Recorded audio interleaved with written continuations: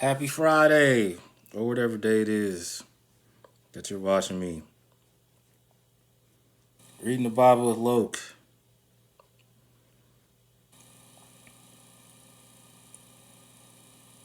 First Chronicles 12 is where we're going to start today. Look at my teeth, they don't look bad, do they? You know what? Actually, I don't know when this video will air, but Walgreens has a sale on the jiggers. Probably want to get some of those if you're using. I used to use the floss, with the little hook on the end, but my dentist said the jiggers were better. And right now, they're buy one pack, get one half off, so you definitely want to take advantage of that. If you use jiggers, and if you're not, you may want to research and look into. I try to listen to my dentist. I adhere to the words of my dentist best I can. First Chronicles 12.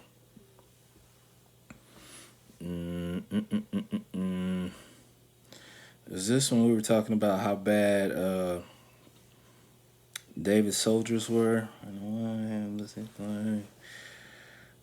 Okay, yeah, I remember that. I was talking about James Harden.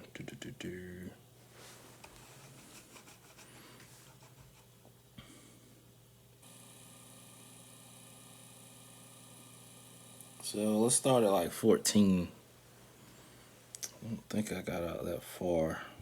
Yeah. These from the sons of Gad were captains of the army. He who was least was equal to 100, and the greatest was equal to 1,000. These are the men who crossed over the Jordan in the first month when it had overflowed all its banks, and they put to flight all those in the valleys, east and west. Then some of the men of Benjamin and Judah came to the strongholds of David. David went out to meet them and said to them, "If you have come peacefully to me, help me. My heart shall be united with you. But if you have come to betray me to my adversaries, there is no violence or wrong in my hands. May the God of our fathers look on what you are doing and punish you." Then the Holy Spirit came on Amasai. I almost said Amazon. Amasai, who was chief of the 30, and he said, "We are yours."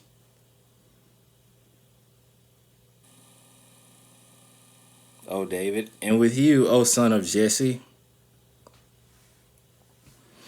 Who am I for the son of Jesse? You remember that? The son of Jesse of Bethlehem. O son of Jesse, peace be to you, and peace be to him who helps you, for your God helps you. Then David accepted and received them and made them officers of his troops. Some of the men of Manasseh also defected to David when he came with the Philistines to go to battle against Saul. But David's men did not actually assist the Philistines. For the governors of the Philistines, after consultation, sent him away, saying, "At the cost of our heads, he may defect his master Saul." Okay. As David went to Ziklag, these men defected him from Manasseh: Adnah, Jozabad, Jadiel, Michael, Jozabad, Elihu, Zillethai, captains of thousands who belonged to Manasseh. They helped David against the band of raiders, for they were all courageous men, and all 7 became commanders in his army. For day by day, men kept coming to David to help him. That's how it is when you with Lord. When you with God the right way every day, you just more and more. See, just say it till your cup overflowing. Every day something new. Oh, wow. You want to? Okay, here we go.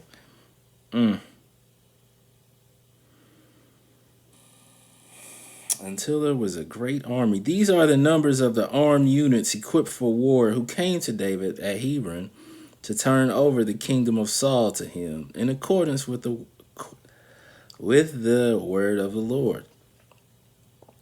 Those of the tribe of Judah who carried shield and spear were 6,800 armed for war. Of the tribe of Simeon, brave warriors. I can say Simeon, like Trevor Simeon, I can say that. Of the tribe of Levi, 4,600. Jehuiada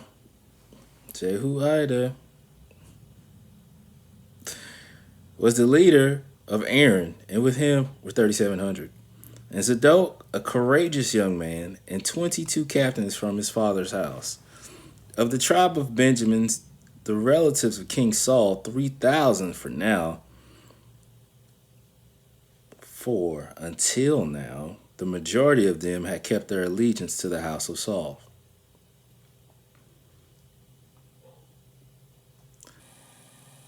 Of the tribe of Ephraim, 20,800 courageous men, fathers famous in their fathers' houses.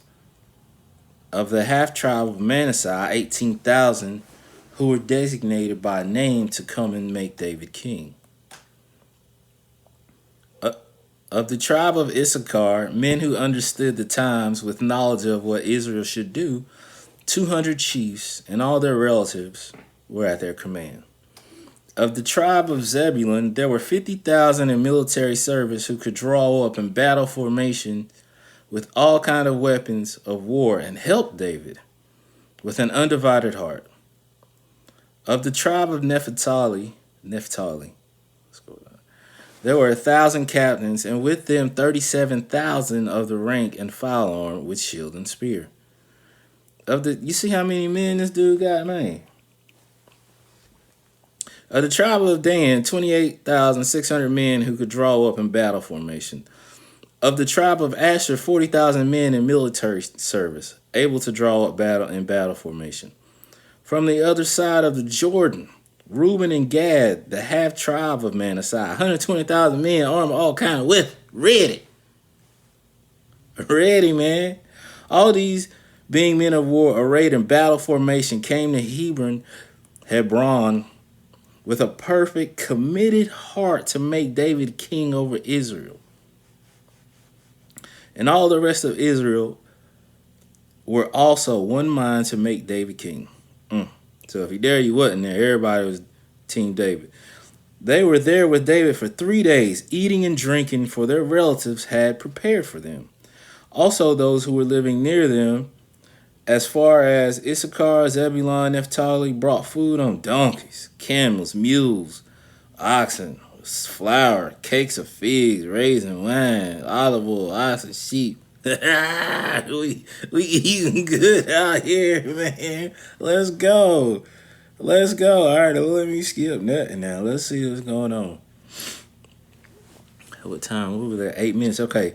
David consulted with the captains of thousands and the hundreds, even within every leader.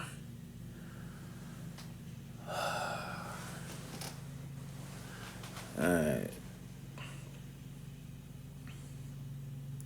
David said to the assembly of Israel, if it seems good to you, and if it is from the Lord our God, let us send word everywhere to our fellow countrymen who remain in all the land of Israel, and to the priests and the Levites who are with them in their cities with pasture lands, so that they may meet us.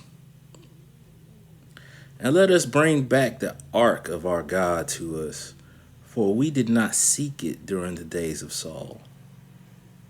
Then all the assembly agreed to do so, for the thing was right in his eyes, in the eyes of all the people. See how I messed that up? I think that's how, I'm not going to do that. So David gathered all Israel together from watercourse of Egypt to the entrance of Hamath to bring the ark of God from Kiriath to Jearim. So, the ark of God is pretty serious. I can remember reading a story where dude slipped and fell and accidentally touched it and he just died. So just to give you a little bit of weight, it's a pretty big deal that they're moving this ark. David and all Israel went up to Baalah, that is Karath Jearim, which belongs to Judah, to bring up from there the ark of God, the Lord, who sits enthroned above cherubim, the ark which is called by his name. They carried the ark of God on a new cart and brought it out of the house of Abinadab and Uzzah and Ahio. His brother drove the cart. David and all Israel.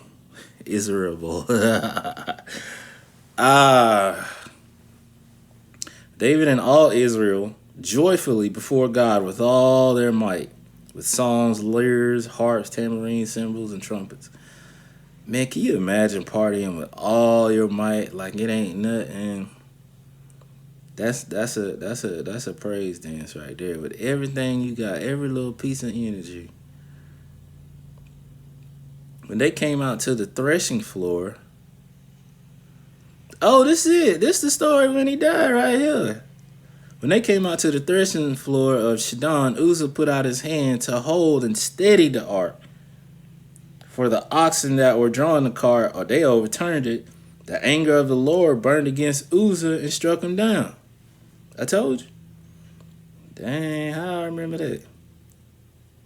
I don't know, man. You just read this thing over and over. Some stuff sticks. Some stuff just sticks later. Kind of like listening to music over and over, movies over and over. Starts to stick. David became angry. You ain't have to kill bro like that. It's like, I wonder why he became angry and he didn't tear his shirt right here. You know, a lot of times they tear their shirt.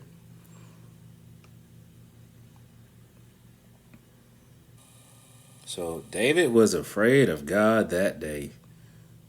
And he said, how can I bring the ark of God home with me? Yeah, because, I mean, somebody touched it and that's it. Alrighty. Another episode of Reading the Bible with Loke. I know you guys are getting something from this. Till you stay tuned. I'm going to keep doing it. You guys take care. Thanks.